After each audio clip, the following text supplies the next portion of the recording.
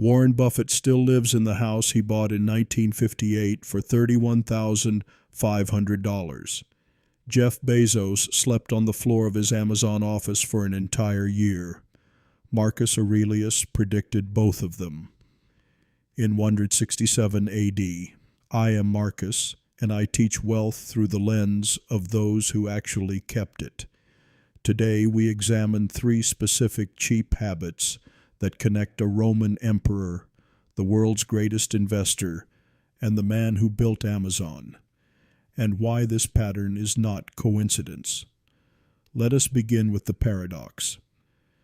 Most people assume that once you have enormous wealth, you spend it.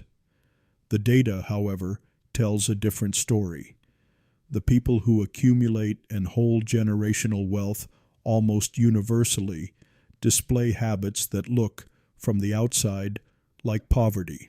Marcus Aurelius, Emperor of Rome, commander of 30 legions, the wealthiest individual alive in the 2nd century, wrote privately in his meditations, "Confine yourself to the present." He owned everything. He consumed almost nothing. This is not an accident of personality, it is a philosophy. And when we map that philosophy onto Buffett and Bezos, 3 specific repeatable habits emerge. The first habit is what I call identity anchoring, and it is the most counterintuitive of all 3. Habit 1. Anchor your identity to your effort, not your status. Warren Buffett does not get an $18 haircut because he cannot afford better. He gets it because his identity has nothing to do with how his hair looks. His identity lives entirely inside his work. He eats McDonald's breakfast with coupons.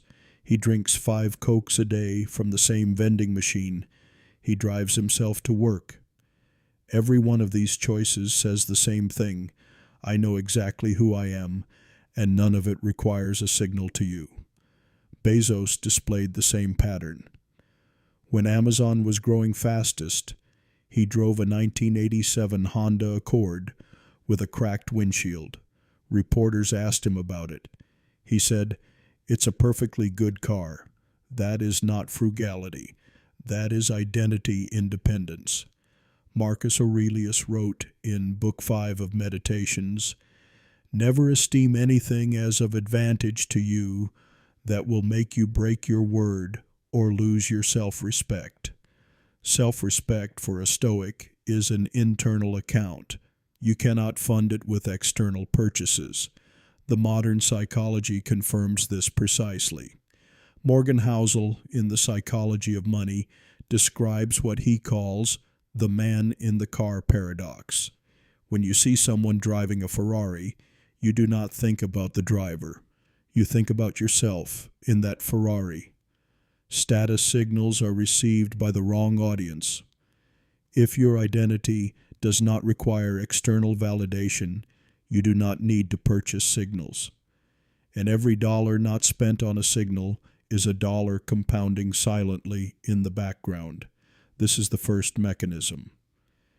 Now let us move to the second habit, which is even more powerful. Habit 2. Treat desire itself as the liability. This is a Stoic idea so radical that most modern people reject it on instinct. Epictetus, a former slave who became one of history's greatest philosophers, said, "Wealth consists not in having great possessions, but in having few wants." Think about what that means mathematically. If your annual wants cost $50,000, you need a certain level of assets to feel free. If your wants cost $15,000, you are financially free at a fraction of that number. The target moves with the archer. Buffett has said, almost word for word, that he feels no need that his current life does not meet. He is worth over $100 billion, and his lunch costs $3.17. His desires have not scaled with his wealth. That is not an accident. That is a trained discipline. Bezos, in his early Amazon years, was obsessive about avoiding executive perks. No corporate jets, no mahogany desks, no catered lunches. He famously said that frugality breeds resourcefulness and invention. He was not describing a budget. He was describing a culture of low desire. Seneca wrote to his friend Lucilius, "It is not the man who has too little who is poor, but the man who hankers after more."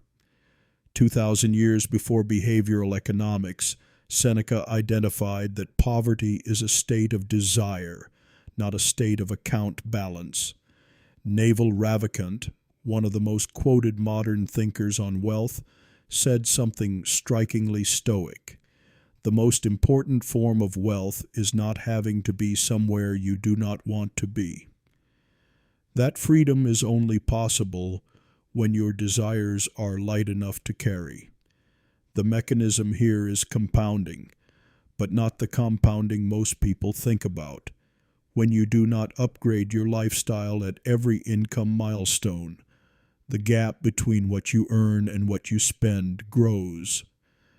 That gap is not called savings. The Stoics called it freedom. Now we arrive at the third habit. This one surprised me most when I first mapped it across these three figures. Habit 3. Compound your attention the way you compound your capital. Guard where your focus goes, as if it is your most finite resource, because it is. Buffett has described his schedule as almost completely empty by conventional executive standards. No endless meetings, no speaking engagements he does not want, no socializing obligations. He reads for 5 to 6 hours a day. He calls this his most important investment habit. Bezos, famously, refuses to schedule meetings before 10 in the morning. He calls the first hours of his day his high IQ time, reserved for thinking, not responding. He is not managing his calendar. He is managing his cognitive capital. Marcus Aurelius wrote at the very opening of his Meditations, a book he never intended for publication, remember? About the discipline of attention. He called it the ruling faculty. He believed that what you give your attention to is what you are becoming. The connection between frugality of money and frugality of attention is not metaphorical. It is the same discipline expressed in two currencies. Both Buffett and Bezos understood, as Marcus did, that luxury consumption is not just expensive financially, it is expensive cognitively. When you own many things, you maintain many things. When you pursue many pleasures, you manage many dependencies. Every luxury object you add to your life is a small subscription on your attention. Marcus Aurelius called this bondage. He was not being dramatic. Let us now connect all three habits into a single framework.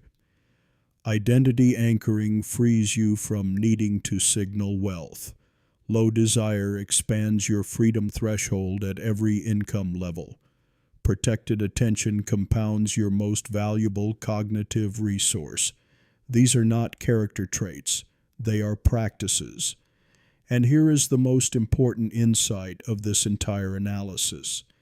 These habits did not follow Buffett's and Bezos's wealth. They preceded it.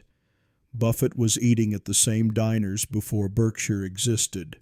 Bezos was sleeping on the floor before Amazon had 10 employees. The habit came first. Marcus Aurelius inherited the Roman Empire. He did not choose his starting point. But in the Meditations, he writes again and again about choosing his response to abundance. That choice, voluntary restraint in the face of available excess, is precisely what separates holders from spenders. What does this mean for those of us who are not Roman emperors or billion-dollar founders. It means the mechanism is available at every income level. You do not need wealth to begin practicing these 3 habits. In fact, practicing them before the wealth arrives is the entire point. Anchor your identity to what you build, not what you display. Audit your desires the way you audit your expenses. Both are liabilities on your freedom. And protect your attention with the same ferocity you would protect your most important asset. Because it is. Marcus Aurelius wrote, "You have power over your mind, not outside events. Realize this, and you will find strength."